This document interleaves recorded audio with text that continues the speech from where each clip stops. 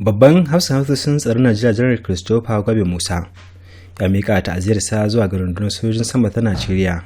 da iyalan jami'an ta biyar da suka rasa rayukansu a wani hatsarin mota da ya afku akan titin Jos zuwa Akwanga kusa da hawan Kibo a ranar 22 ga watan Oktoban shekarar 2024,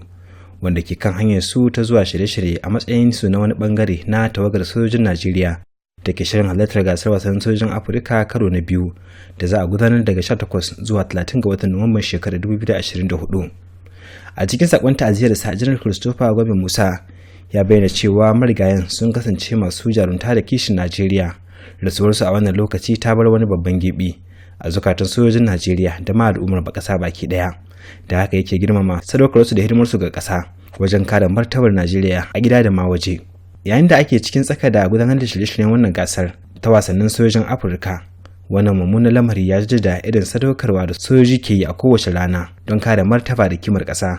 Janar Musa ya tabbatar da cewa jarumtar da waɗannan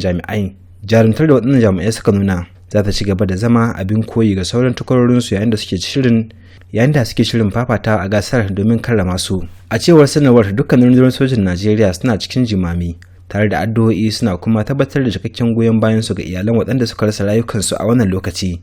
Sanarwar ta kuma bayyana cewa za a ci gaba da tuna da gudunmuwar da suka bayar, kuma ba za a taɓa mantawa da irin sadaukarwar su ga ƙasa ba. Jawabin sanarwar na ƙunshe ne a cikin wata sanarwa da aka raba manema labarai mai dauke da sa hannun Brigadier Janar Tukur Gusau, daraktan yada labarai na hedikwatar tsaron Najeriya.